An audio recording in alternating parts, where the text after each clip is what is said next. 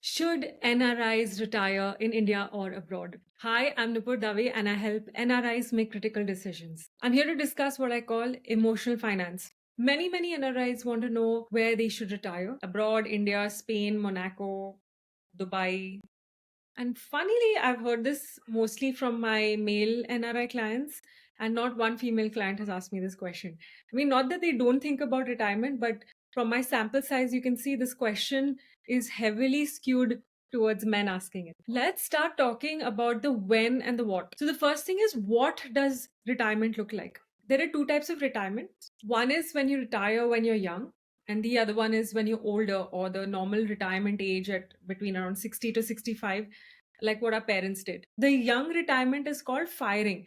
Fire stands for financially independent, retire early. These days, the achievement of fire is a very common thought, especially among software engineers or the IT industry who are able to make a ton load of money in a short amount of time. The first question you need to ask yourself, what does that fire life look like? What will you do? Will you sip tea in Goa or in Russia or sit in Hawaii or read a newspaper like our dads did? Or does it mean that you will get to do what you've always wanted to do? Like maybe I wanted to do a startup, or I want to do painting or arts or acting. Or is it like doctors who practically never retire even after they retire? Here's my personal story. I fired at 40, that too after I wrote two books. So it's not like I left my jobs and then started doing what I loved. I was always doing what I loved. And believe me, I didn't last a day. I quit on 5th, which was a Friday. And on Monday, 8th, I was bawling in tears. Freedom is actually scarier than you think. My plan was to make friends through co working spaces. I very quickly realized that this is not going to work out. I was not able to find the quality and type of people that I would have wanted to in a co working space. Also, the rent seems low on paper, but when I saw the money going, I felt like I can sustain this in theory, but in practice, I want a monthly income, even if it is like a fun money. So I went back to a job, changed to a completely different profile. And now it's better, as my goal is to see people every day and meet the same people and grow friends. So I get to see people, I get to dabble in something new and do my business on the side. I'm not living the traditional retirement life, but if I think of it as rephrasing it, as doing things that don't force you to feel institutionalized, makes you feel free, but you still have the view of the shore from the sea, or like being in a spacewalk with a rope attached, that feels much more like a middle ground and much more doable. Now, let's talk about where. This is a great question. It's much easier to fire in India. So for 2-3 years, aram se you can go without a salary if you want to explore things, if you want to explore acting or a startup or whatever. So fire then becomes like a very long sabbatical. A regular retirement abroad versus India is just too far away to worry now. I would say you aim for fire and you will anyway be ready for regular retirement. Also, by 65, if you're going to retire in India, remember that India will be very different. But you can always aim for 6 months in India and living 6 months abroad, assuming that you will have a home there.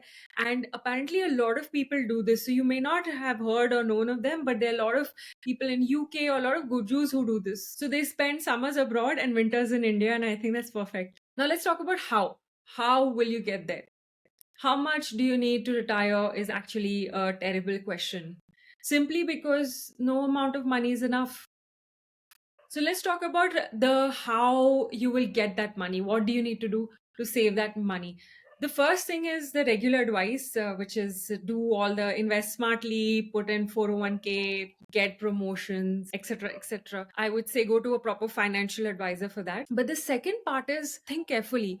What life do you want to lead now? Ask yourself, am I sacrificing my happiness today for a future? So there's this song by Doris Day called Enjoy Yourself. And it goes like this: you work and work for years and years. You're always on the go. You never take the minute off, too busy making dough. Someday you will say you'll have your fun. When you're a millionaire, imagine all the fun you'll have in your old rocking chair. Many desis live frugally to aim for a future day when they will enjoy the money. But is it worth it? Is it worth not having that coffee or not flying to Miami or New York or not booking that expensive hotel? Till when will we Indians live like this? Don't. Don't sacrifice your fun today so that you can save money for a future which is so uncertain and you don't even know if you're going to need that money at that time. Don't be penny wise and pound foolish, which a lot of Indians are. Think very deeply about the life that you're sacrificing right now for a future on your rocking chair. The third is keep open to the possibility that your mind might change then. You might not want the same things. The fourth point is be brutally honest about what life you want to lead then. For example, you might be loving your vacations in five-star hotels, flying first class, and you love your Chanel purse. And maybe you can't live that lifestyle on the retirement money. So you know that you're going to have to keep working. This brutal honesty will help guide you. You can always mitigate by doing something or earning something fun. I hope this has opened your eyes. This is a theory talk, and I've paired it with this pearl necklace and a scarf around it, which I got from Paris. Now I can retire if I want to. We all can retire whenever we want to, but I still want to continue having the option of traveling far and wide. And so I will continue to earn to get my Parisian scarves.